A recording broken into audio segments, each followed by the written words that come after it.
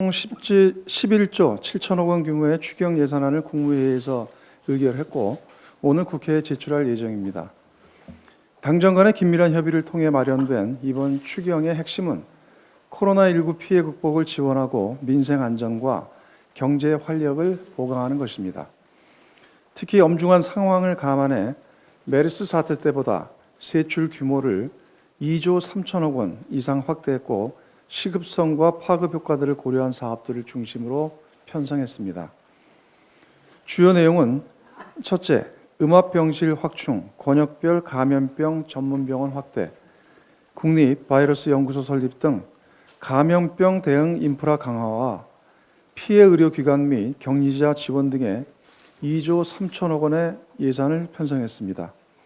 둘째, 중소기업과 소상공인 회복 지원을 위해 2조 4천억 원을 지원할 예정입니다.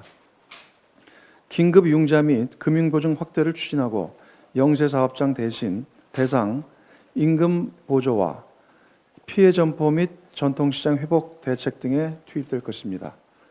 셋째, 민생 안정을 위해 저소득층 소비 쿠폰, 아동 양육 쿠폰, 노인 일자리 쿠폰과 가정 양육 수당을 지원하고 청년 추가 고용 장려금 등의 사업에 3조 원의 예산을 배정했습니다.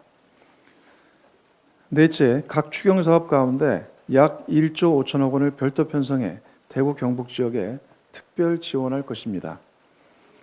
추경 편성으로 국가 채무 비율 등이 다소 영향을 받게 됐지만 여전히 주요 국가들에 비해 건실한 재정 수지를 유지하고 있고 지금은 위기 극복이 최우선 과제라는 말씀을 드립니다. 오늘 국회에서의 시정연설을 시작으로 추경 예산 심사가 본격 진행됩니다. 정부가 예비비 등을 동원해 총력 대응하고 있지만 피해 지역에 대한 과감한 지원과 신속한 민생경제 회복을 위해서는 추경 처리에 최대한 속도를 내야 한다는 점을 거듭 강조드립니다. 비상한 시국에 현장에 재정 투입이 시급한 만큼 조속히 심사해서 최대한 이른 시일 내 추경이 통과될 수 있도록 야당의 대승적인 협조를 당부합니다. 당정은 이번 추경과 기존에 발표된 종합대책 등을 포함해 총 31조 6천억 원의 대규모 지원으로 국민의 생명과 안전, 대한민국의 경제를 반드시 지켜내도록 최선을 다하겠습니다. 덧붙여 한 말씀 드리면 코로나19의 전 세계적 확산으로 인한 경제 충격에 대응하기 위해서 국제사회의 움직임이 빨라지고 있습니다. G7 소속 국가들이 정책 공조를 선언한 데 이어 어제 미국 연준이 선제적 비상금리 인하 조치에 나섰습니다. 이 같은 상황에서 이주열 한은 총재가 정책 여건 변화를 적절히 감안할 필요가 있으며 정부 정책과의 조화를 고려해 나가야 할 것이라고 밝힌 것을 주목하며 통화 당국의 적절한 판단을 기대합니다. 국정농단의 망령이 다시 살아나고 있습니다. 박근혜 전 대통령이 옥중 입장문을 통해 미래통합당에 대한 지지를 밝히며 노골적인 선거 개입 의사를 드러냈기 때문입니다. 박 전 대통령은 헌정사상 처음으로 대통령직에서 파면됐을 뿐만 아니라 뇌물과 횡령, 직권남용, 공천 개입 등 20여 개의 혐의로 재판을 받고 있습니다. 국민에 대한 사죄와 반성, 참회를 해도 모자랄 판인데 국가의 명운이 걸린 21대 총선을 앞두고 국정농단 세력을 재규합하려는 정치적 선동을 하고 나섰습니다. 참으로 기가 막힌 일입니다.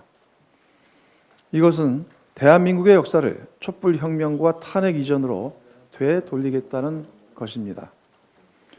그런데 황교안 대표를 비롯해 미래통합당 주요 인사들이 애국적인 말씀이라며 이에 총선 승리로 보답하겠다는 개탄스러운 반응들을 쏟아내고 있습니다. 미래통합당이 친박당, 도로 박근혜 당으로 퇴행했음이 명백하게 확인된 것입니다. 박근혜 전 대통령과 미래통합당에게 강력하게 경고합니다. 탄핵과 촛불혁명을 부정하고 국정농단의 부활을 꾀하는 반민주적, 반역사적 시도는 반드시 혹독한 국민적 심판을 치르게 될 것입니다. 총선이 불과 40여일 앞으로 다가왔습니다.